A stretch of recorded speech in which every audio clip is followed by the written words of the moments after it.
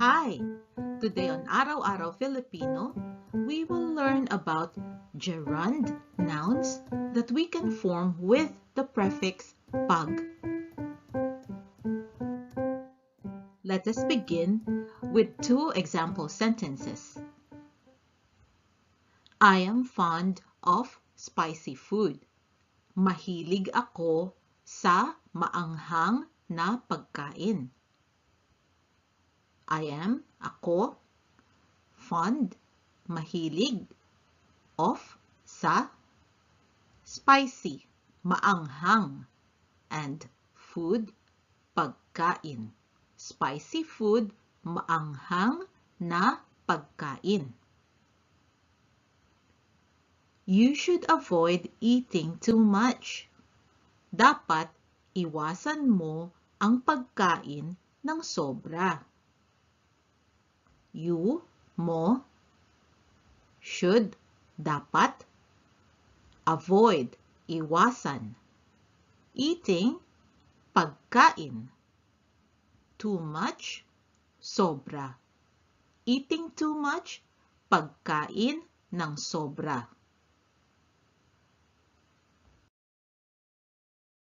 In our two example sentences, we use the word pagkain. In the first sentence, food is pagkain. In the second sentence, eating, the act of eating or the process of eating is also pagkain. And this is our gerund noun. Gerund nouns are words that we use to name an activity or a process. And in Filipino, we usually attach the prefix pag to a root word to form the gerund noun. In our previous lesson, we used the prefix pag for forming words that are abstract nouns. I will put the link in the description below to that lesson. In this lesson, pag is a prefix used to name an activity or process, a gerund noun. In Filipino, unlapi na gamit sa pagpangalan ng gawain o proseso. Prefix unlapi, used, gamit, to, sa, name, pagpangalan, an activity, gawain, or, o, process, proseso. When we use pag to form gerund nouns, we follow one of two formats. The first one is to use the prefix plus word is equal to the noun. Unlapi at salita ay pangalan. The second format is the prefix plus the first two letters of the first syllable of a word plus the word is a noun. Unlapi at unang dalawang titik ng unang pantig makes pangalan. In this lesson, we will focus on the format of prefix plus word is equal to noun.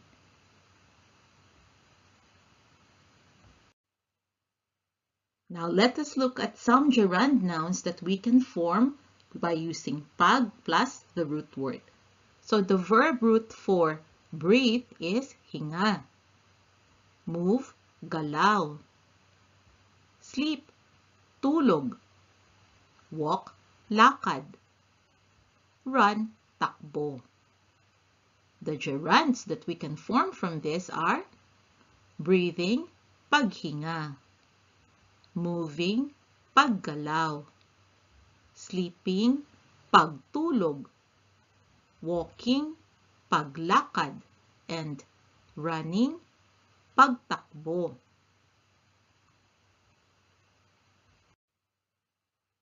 Now let us use some of those gerunds in example sentences. Breathing fresh air is good for health.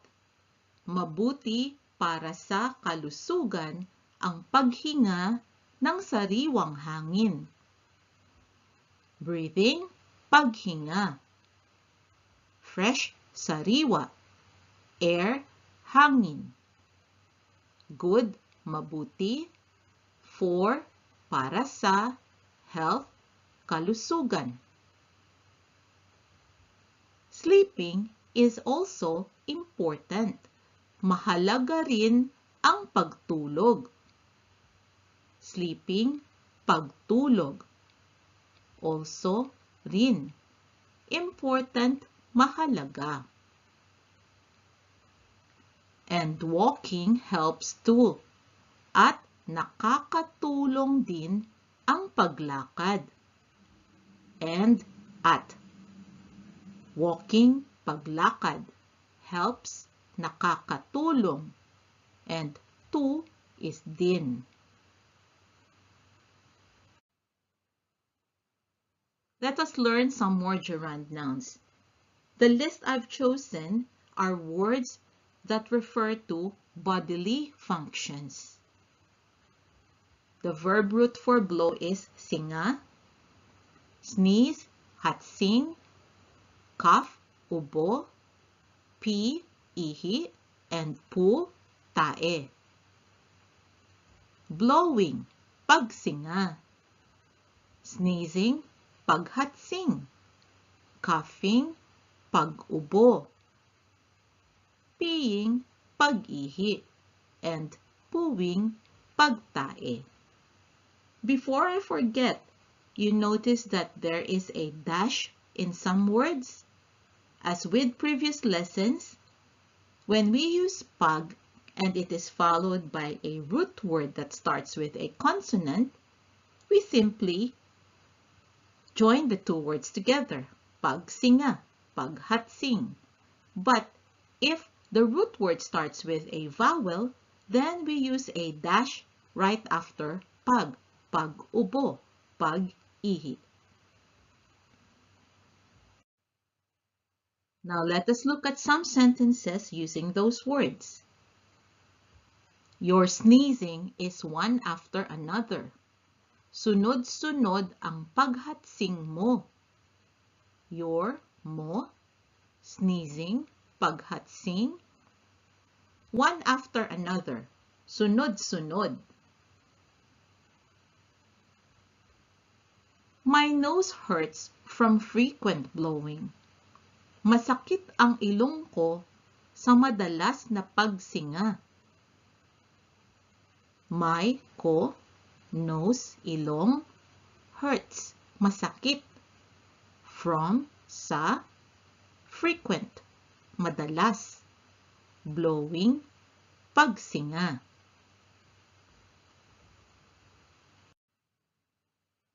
Let us look at a couple more sentences. His coughing and sneezing are getting worse. Lumalala ang pag-ubo at paghatsing niya. His, niya. Coughing, pag-ubo. And at, sneezing, paghatsing. Getting worse, lumalala. So, in this sentence, again, we use the words coughing and sneezing as gerund nouns. In this next sentence, we are using the words coughing and sneezing as verbs, and I chose this just to demonstrate the difference. He is coughing and sneezing too much. Umuubo siya at humahatsing ng sobra. He, siya. Coughing, the verb is umuubo. Sneezing, the verb is humahatsing. Too much, sobra. Here are some more sentences. You struggle with peeing when you have UTI, meaning urinary tract infection. Hirap ka sa pag-ihi pag may UTI ka. You, ka. Struggle, hirap. With, sa. Peeing, our gerund. pag-ihi. When, pag. You is ka, and then have is may. Frequent pooing is a symptom of diarrhea.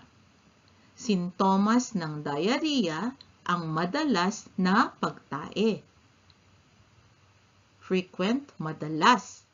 Pooing, pagtae. Frequent pooing, madalas na pagtae. And symptom, sintomas. Of, ng.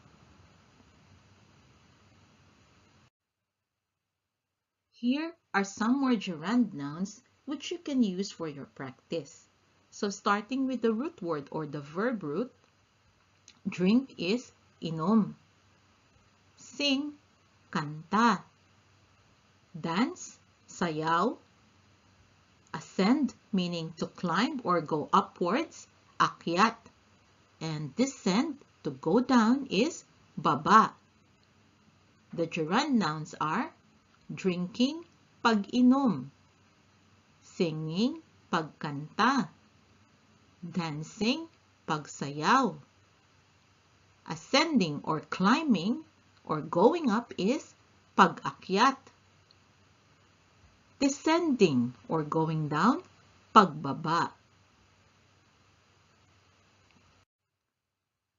That is our lesson today, and I hope you found it useful. For your homework, here are some sentences for you to translate. Drinking enough water is important. Climbing mountains is exciting.